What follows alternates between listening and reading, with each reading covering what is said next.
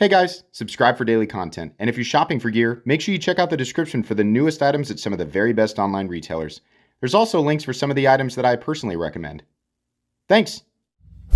What's going on YouTube? Metal Complex here, and today I've got another short little unboxing video to share with you guys. Something from, it says Divo, it's actually from Bladebinge. I think this is a Bladebinge exclusive. I will be uploading this very close to the time that it drops so that you guys actually have a chance to get your hands on it. But today's video is, of course, not a review. It's simply an unboxing and first impressions. I'll review it down the road. But anyways, thanks so much to Bladebinge for sending this in. I will link this down in the description. It does help my channel when you use those links, but that's entirely up to you. Thanks to my patrons for supporting me. Let's find out what we've got. Is this sealed up? So this is called the Fireball. And, oh, so this is a collab between Stassa and Divo. I did not know that. Have they done this in the past? Is this their first collab? That's kind of neat. Okay, so this is a Stassa and Divo knife that is also a dark mode. Oh boy, we got 3 parties involved here. Ooh, oh, look at the wraparound backspacer.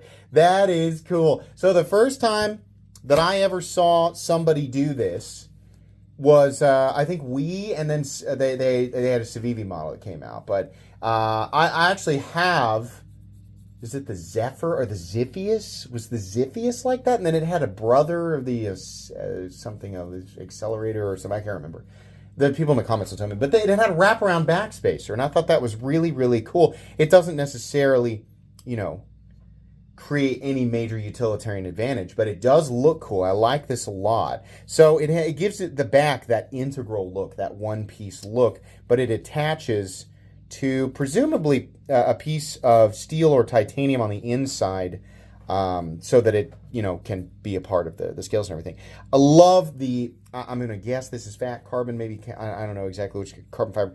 I love the dark mode green in the carbon fiber. I think this is some of the most attractive carbon fiber out there for sure, and it works perfectly, obviously, with the dark mode theme.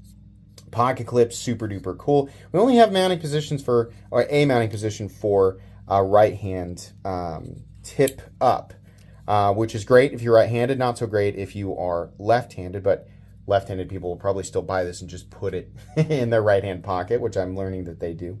This is probably titanium. I know you guys want me to get the blade out. Hold on. I want to appreciate all the parts here. Love the captive pivot. That's super cool. Is this, maybe this is steel, or it's going after the steel frame it's attached to. Hold on. We'll take a look at the inside here. Okay, let's get the blade out. Divo usually doing the cool kind of sheep's footy blade shape. Yeah, I can see that that's what we've got going on right there. Probably PVD, but in S90V. Thank you very much for doing that. Oh my gosh, that just makes it so much more appealing to me. I know not everybody, but I love S90. That's quickly become one of my favorite steels, and it is so much more appealing than, hey, I like MagnaCut too, guys. I really do. But my God, do we see it everywhere. It's like M390 and MagnaCut. They're great steels. They really are. But holy moly, they're on everything. I really like to see steels like S90V and, you know, S45VN, Vanax, right? Stuff like that. It's nice to see the alternative legendary Pokemon sometimes, you know? Like, it's not everybody. It's like the Arceus and Mewtwo. It's nice to see friggin', you know, what are some other cool ones? It's been so long. It's nice to see Rayquaza every now and then. It's nice to see Groudon every now and then, you know? Anyways, all right. People who didn't play Pokemon are like, what the heck is he talking about? But if you play Pokemon, you know exactly what I'm talking about, right? It's not even that. Instead of the legendaries, it's nice to see Dragonite every now and then. It's nice to see Tyranitar every now and then, right? The non-legendaries, but they're still super elite, you know? Okay. That's a bad comparison. That's like suggesting that M390 and a MagnaCut are universally better, right? I recognize this is a cringe and not non-relative. It's a non-accurate comparison. Okay, I'm sorry about that, but I'm kind of there. I'm close. Holograms. That's also nice. I do appreciate that. Let's take a look at the inside and find out what's going on in here. Where's the Citadel? There she is right there. We got to get past the reds. There we go. So this is a steel lock bar. And yeah, you can see here it goes all the way back.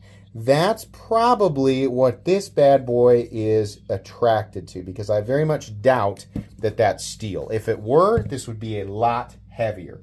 Also, the magnet would be a lot more grabby, like right about here. This is, yeah, I can tell. It doesn't want this. So perhaps this is aluminum. It doesn't look that way. It's hard to tell. It's probably titanium and titanium here, and then we have the steel lock bar, which is fine, right? Really nice ergos, very easy to manipulate. Access to that big opening hole right there. This feels very Divo, but the of course there's some Stassa in here. I'd like to know specifically, and maybe Stassa will chime in the comments. Very great channel, by the way. If you're not subscribed to Stassa, you definitely should be. I'd like to know which elements Stassa had a hand in. Very nice EDC size. The pocket clip is long, but not bothersome, if I'm being honest here. And there's a nice little choke-up spot. Look at the extended jimping. Thank you. So many companies are like, how many? How about 3? Yes, 3 will be plenty. 3. Use your fingernail, idiot. Like, just put it out here.